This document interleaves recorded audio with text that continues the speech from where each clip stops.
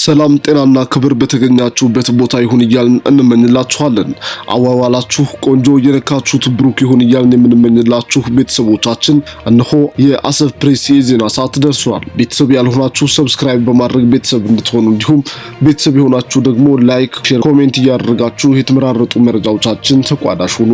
ወደ መረጃዎቹ ገባን። የኤርትራ የተማረ ወጣትና ተቃዋሚ ኃይሎች ሙሉ በሙሉ ከሀገር ውጭ መሆናቸው በሀገሪቱ ውስጥ ካለው አስተዳደራዊ ሁኔታ ጋር ያላቸውን ግንኙነት አዳክሞታል ተባለም። የኤርትራ የወደፊት ዕጣ ፈንታ ከጊዜ ወደ ጊዜ ይበልጥ አሻሚና ግልጽነት የጎደለው እየሆነ መምጣቱንም አንድ ድረገጽ ላይ የወጣ ትንታኔ አመላከተም። ዝርዝሩን ይዘነዋል፣ ተከታተሉን። ዩኒቨርሲቲዎች በጸጥታ ስጋትና ተያያዥ ችግሮች ምክንያት ትምህርት ሚኒስቴር የመደበላቸውን ተማሪዎች ሙሉ በሙሉ መቀበል እንዳልቻሉ አስታወቁም። በዚህ ዙሪያም ትንታኔ ይዘናል። በዩክሬን ጦርነት ምክንያት በሩሲያና በአውሮፓ መካከል ያለው ውጥረት ከመቼም ጊዜ በላይ አይሏል ተባለም። ፕሬዝዳንት ቭላዲሚር ፑቲን ሀገራቸው ከአውሮፓ ጋር ጦርነት እንደማትፈልግ ቢገልጹም አውሮፓ ጦርነት ከፈለገች ግን ሩሲያ ለዚህም ዝግጁ ናት ሲሉም አስጠንቅቀዋል። ዝርዝሩን እናስደምጣችኋለን። ውድና የተከበራችሁ የቻናላችን ቤተሰቦች እነዚህንና መሰል አጫጭር መረጃዎችን ይዘን ቀርበናል። እስከ ፍጻሜው ድረስ ተከታተሉ ዘንድ ግብዣችን ነው። የኤርትራ የወደፊት ዕጣ ፈንታ ከጊዜ ወደ ጊዜ ይበልጥ አሻሚና ግልጽነት የጎደለው እየሆነ መምጣቱን በሆርን ሪቪው ድረገጽ ላይ የወጣ አዲስ ትንታኔ አመለከተም። በማህደር ነሲቡ የተዘጋጀው ይህ ትንታኔ የሀገሪቱ ብቸኛ ገዢ ፓርቲ የሆነው ህግዳፍ ወይም ፒኤፍዲጄ አንጋፋ አመራሮች ወይም የተጋደልቲ ትውልድ እድሜያቸው እየገፋና ቁጥራቸው እየተሟጠጠ በመምጣቱ ሀገሪቱ ለቀጣይ ምዕራፍ እየተዘጋጀች አትመስልም ብሏል። ትንታኔው ሶስት ነገሮችን በዋነኝነት አነስቷል። አንደኛው የተቋማት መዳከም። ሪፖርቱ እንደሚለው በፕሬዝዳንት ኢሳያስ አፈወርቂ የሚመራው ስርዓት በነጻነት ትግሉ ኢፒኤልኤፍ የወረሰውን የማዕከላዊነትና ያልተገደበ አመራር ባህል በማጠናከር ተቋማዊ እድገትን አፍኗል። በተለይም እንደ አስመራ ዩኒቨርሲቲ ያሉ ምሁራንን ያፈሩ የነበሩ ተቋማት እንዲፈርሱ መደረጉ፣ ገለልተኛ ሚዲያና ሲቪል ማህበረሰብ መጥፋታቸው ተተኪ ትውልድ እንዳይፈጠር አድርጓል። ሁለተኛ የትውልድ ክፍተት። ተጋደልቲና ዋርሳይ ስርዓቱ ስልጣንን ሙሉ በሙሉ በነጻነት ታጋዮች ተጋደልቲ እጅ ያቆየ ሲሆን ወጣቱን ዋርሳይ ትውልድ ግን ራሱን ችሎ እንዳይቆም አድርጎታል። ትንታኔው ዋርሳይ ትውልድ ዜግነታዊ ኃላፊነቶችን እንዲሸከም ተደርጓል፣ ነገር ግን ራሱን እየቻለ እይታ ወይም ሐሳብ እንዳይፈጥር ተደርጓል ይላል። ይህም ወጣቱ ትውልድ በመንግስት ላይ ጥገኛ እንዲሆንና ሀገርን የመምራት ክህሎት እንዳያዳብር አድርጎታል። ሶስተኛ የተተኪ ጦት። የ79 ዓመቱ ፕሬዝዳንት ኢሳያስና በዙሪያቸው ያሉ አንጋፋ ባለስልጣናት እያረጁ በመጡ ቁጥር ስርዓቱ ተተኪ አላዘጋጀም። የማስታወቂያ ሚኒስትር አቶ የማነ ገብረ መስቀል በተደጋጋሚ የሚያውጇቸውን የከፍተኛ ወታደራዊና የፓርቲ ባለስልጣናት ሞት ይህንን የተተኪ ጦትና የስርዓቱን ስብራት በግልጽ ያሳያል ተብሏል። ትንታኔው ሲያገባደድ ገዢው ትውልድ ሲያልፍ ሀገሪቱ በመዋቅራዊ ደረጃ ስላልተዘጋጀችበት ምዕራፍ ትጋለጣለች።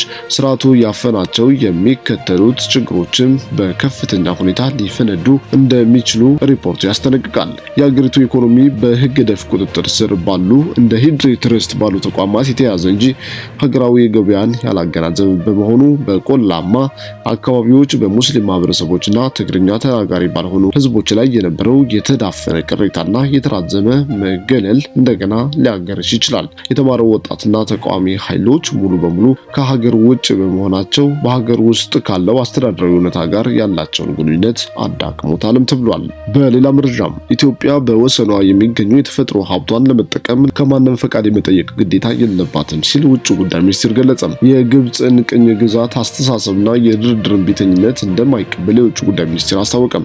ኢትዮጵያ በወሰኗ ውስጥ የሚገኙ የተፈጥሮ ሀብቶቿን ለመጠቀም ከማንም ፈቃድ የመጠየቅ ግዴታ የለባትም ብሏል። የኢትዮጵያ የውጭ ጉዳይ ሚኒስትር የግብፅ ባለስልጣናት በተደጋጋሚ የሚያቀርቡትን ድርድርን በአጽንኦት የሚጥልና ግብፅ ማስፈራሪያዎችን የያዘ ንግግር እንደማይቀበል በማስታወቅ ሚኒስትሩ ዛሬ ባወጣው መግለጫ ይህ አካሄድ የግብፅ መንግስት የ21ኛ ክፍለ ዘመን ተጨባጭ ሁኔታዎችን ለመቀበል አለመቻሉን የሚያሳይ መግለጫ መሆኑን አመልክቷል።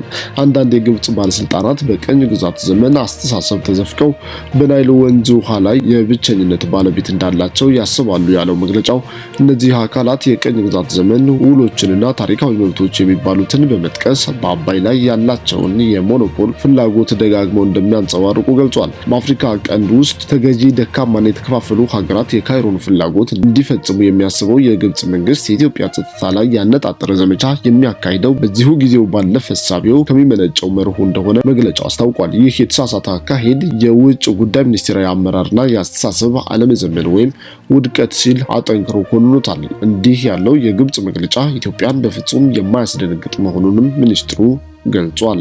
በሌላ መረጃም ዩኒቨርሲቲዎቹ በጸጥታ ስጋትና ተያያዥ ችግሮች ምክንያት ትምህርት ሚኒስቴር የመደበላቸውን ተማሪዎች ሙሉ በሙሉ መቀበል እንዳልቻሉ አስታወቁም። የመቀሌና ዴግራት ዩኒቨርሲቲ በትግራይ ክልል አልፎ አልፎ በሚስተዋሉ የጸጥታ ስጋቶችና በተያያዥ ገፊ ምክንያቶች ትምህርት ሚኒስቴር በ2018 ዓ.ም የመደበላቸውን የተማሪዎች ቁጥር ሙሉ በሙሉ መቀበል አለመቻላቸውን ለአሃዱ ራዲዮ አስታውቀዋል።